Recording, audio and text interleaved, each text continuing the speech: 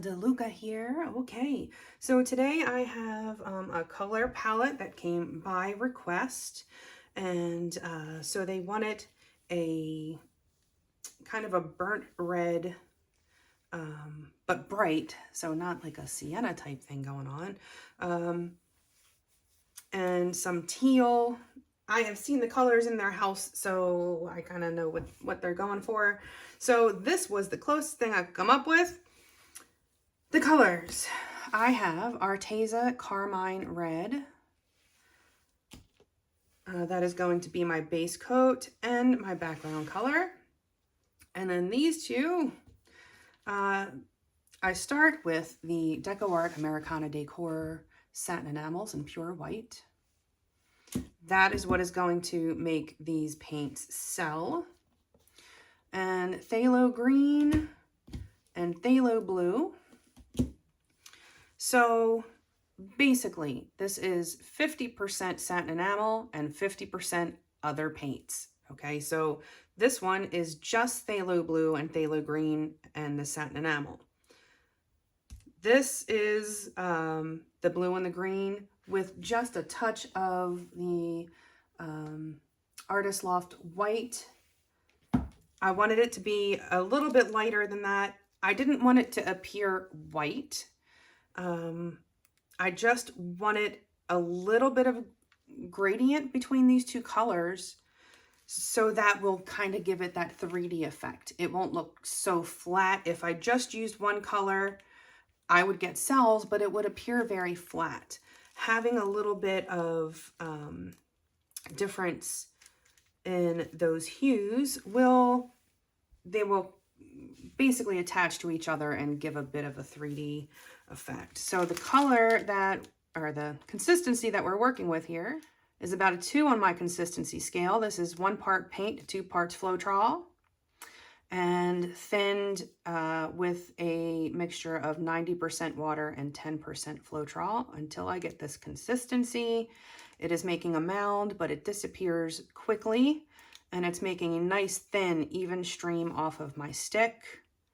If it gets thin and then thick in the stream, that means you need to mix some more. Before we get started, have you seen the Fluid Art inspiration cards? If you have, you can fast forward about a minute, but if you have not, what we have are 52 cards. There are 42 technique cards, and each technique card has an associated video here on YouTube that gives you all of the information that you need, the exact paint brand, color, consistency, the recipe, and of course the technique, all of the things that I can't fit onto a card. This is a picture of the painting in that video. This box contains a tip for that particular technique. And here at the bottom, you have the color palette that was used in that painting. And then these two boxes can be used as the basis of a 2-color palette, or you can build off of those colors. And there are 8 bonus color palette cards. Each one has 5 color palettes. You can use some of the colors or all of the colors, mix and match the bonus color palette cards with the technique cards, and you have more combinations than you could ever paint in a lifetime. These are available at my website, ginadeluca.net, and also at amazon.com. The first thing I'm going to do is put some of my paint in my cup. I want to make sure that I have enough paint in my cup to get the reactions that I need. And I'm going to lay down my base coat. You will see that I've already painted my edges. The reason for this,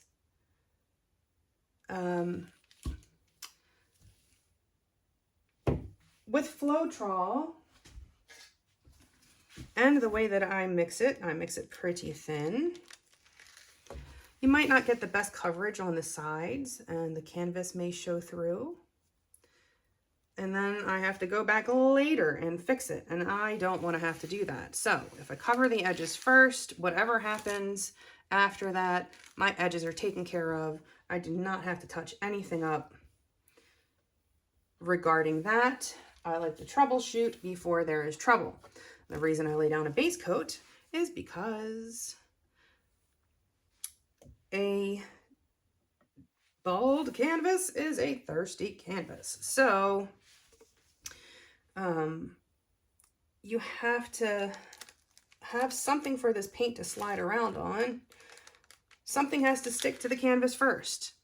And if you do not have a base coat down, that is going to be your poured puddle. Sometimes the coolest things happen on the edges, and you're going to lose that because the paint is going to roll over top of itself. The edges will stick to the canvas, and then the center of the puddle will roll over top of that. It may slide unevenly. You don't want that. So laying down a base coat helps to have your paint move around more easily. All right, my base coat is down, and now I'm going to put some paint in a cup. I'm going to add a bit more of that background paint.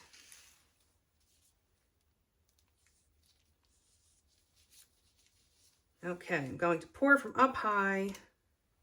These colors together kind of have a bit of like almost an optical illusion, just the way they play off of each other. They kind of make each other glow.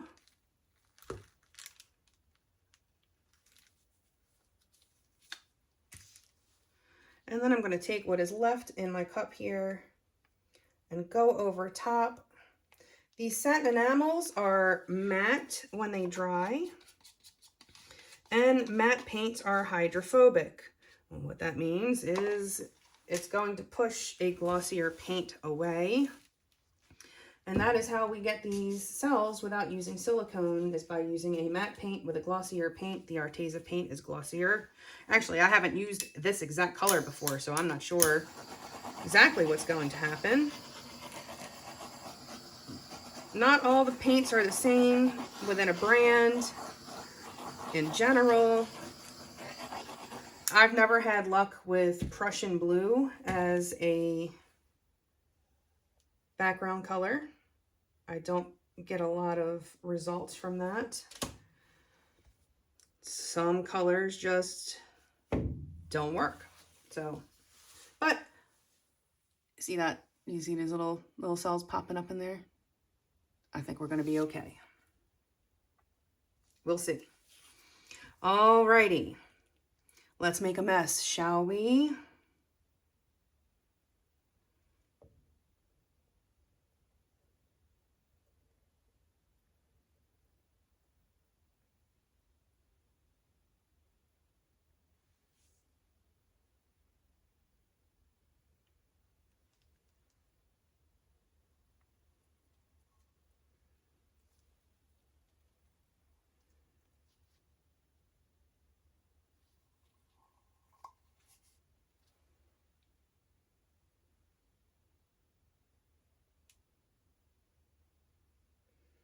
I'm kind of just varying how it's coming out of the cup.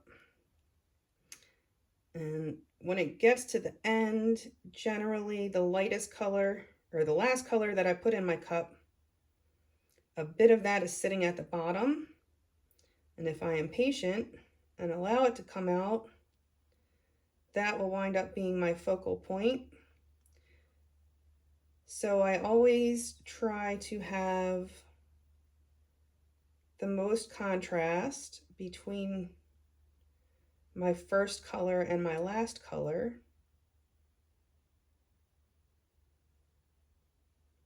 so that it creates a more dynamic center. So if I have a light background color, I will have the darkest color in the center, and if I have a darker background, I will have the lightest color in the center. Okay.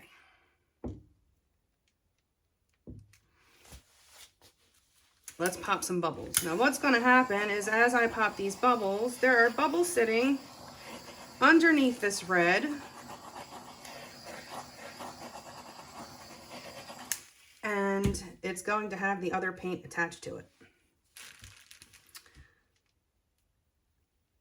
Typically, I would have a lot more cell action going on right now.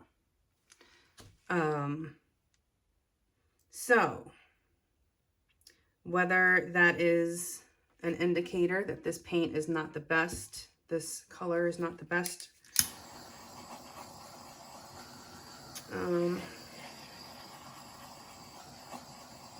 Because it's not an old jar. It's a relatively fresh jar of satin enamel, so I should be okay. I'm not worried though, because I can see that there are cells that are popping up, and as I stretch this, I will get more. As this top layer of paint gets stretched, as this red gets stretched, it's going to get thinner, and it's going to make it easier for these other paints that are underneath to pop through. You know what? You know what I didn't do? I did not check my consistency before I put them in the cup. Very, very naughty. Always check your consistency before you put your paints in the cup. They can thicken while they sit. And my base coat background could have gotten thick on me in comparison to the other paints. If that is the case, stretching should help a bit. But I can see I've got some stuff popping up here.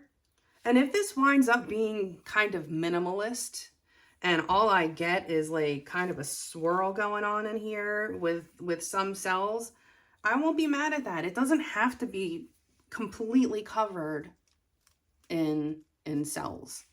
Sometimes just having a bit of a focal point is enough.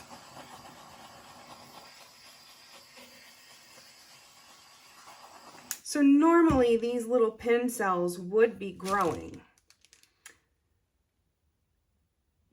I don't know if this is a result of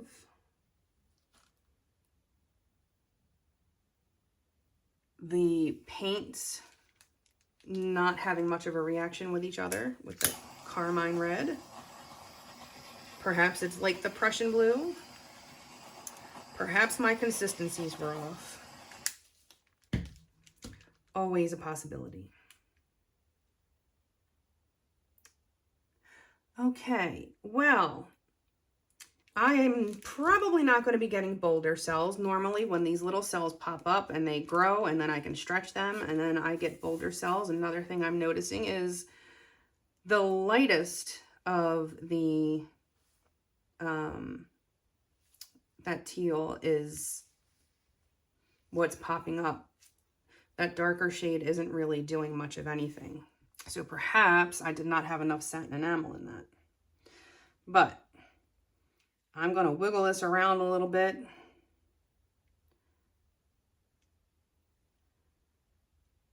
And just having a bit of that motion can make cells pop up. Notice I am bringing the paint back to center before I change direction. That is going to keep my composition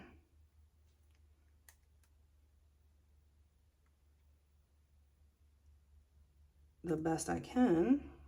It's going to help things stretch more evenly.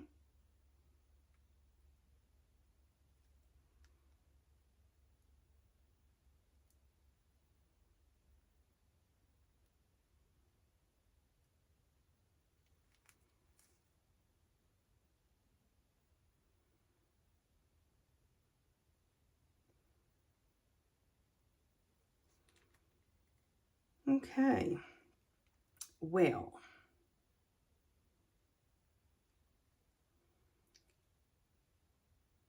so I'm going to try to catch this corner without losing that band. Perfect. And I'm going to come across to this other side.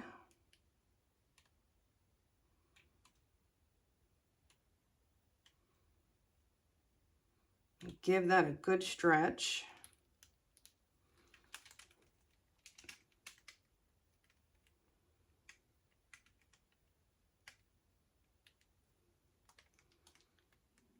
coming back to the center. The weight of the paint is going to be where your paint is moving the fastest. And a little dry right there. And you can use the weight of the paint to get very precise about your tilting.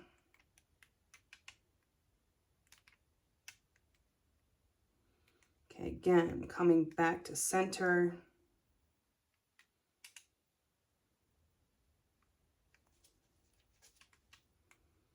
I'm going to tilt off this last corner, and then I'm going to adjust my composition. All right, so I got to keep that band of cells. Wonderful.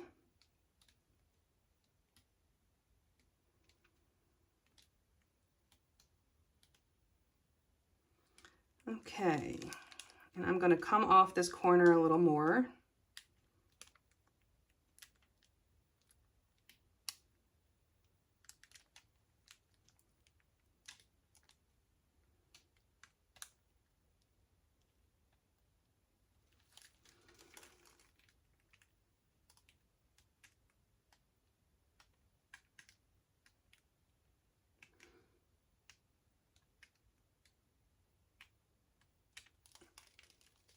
Okay.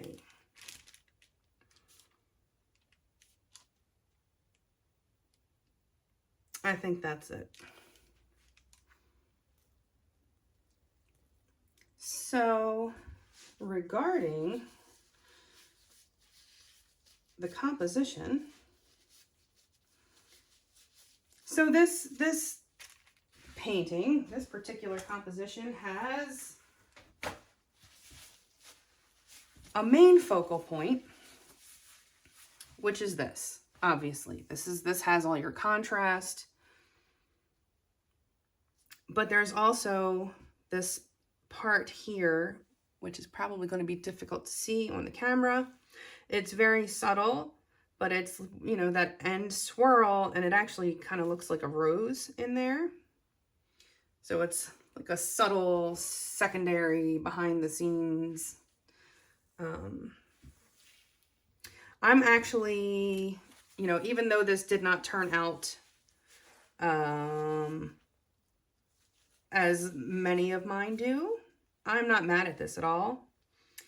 I see there are more cells popping up, so I'll make it some pearl cell action going on where it is stretched the most.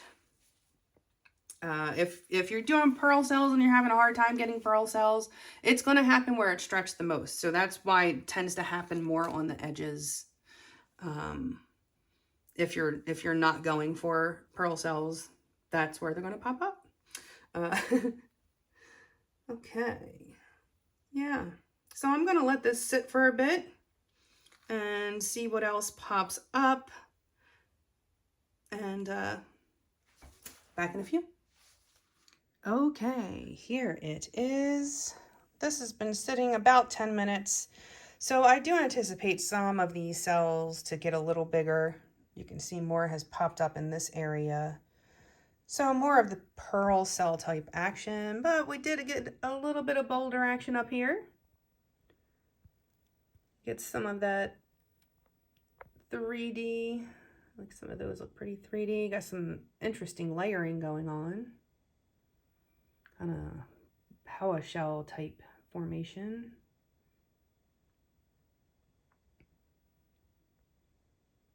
But there it is. So not my typical result. I think I would want to try that again and make sure that my consistencies were right, because that could be a big factor. Upon review, as I was editing the earlier portion, I could see my base coat was going on rather thick. So I think that could be an issue. But overall, I mean, there is a composition there.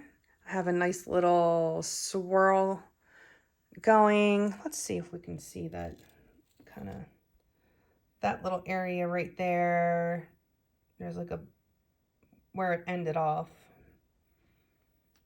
So there's kind of a little, that's a little hidden something there. That phthalo blue really kind of is very, very powerful. But there it is. I hope you learned something. Hope you enjoyed. Please do like, share, and subscribe and all that good stuff. Do check out the description box below for links to my PayPal tip jar if you feel so inclined. My website, GinaDeLuca.net, where you can find my art and music and the fluid art and inspiration cards for sale. You will find affiliate links and coupon codes, Decoart being one of them, if you want to get your hands on some of these wonderful cell-making paints. If you use that link in the description box, I will receive a commission at no additional cost to you. And that goes for all of the affiliate links in there. And what else? What else? I feel like I'm forgetting. Oh, our web. Join us on Facebook. Join our group. Go make some art. Post your masterpieces. Ask your questions. Get some inspiration. A good time is had by most. It is the internet after all. But that is what we have. All right. I hope y'all have a beautiful day. Now go make some art.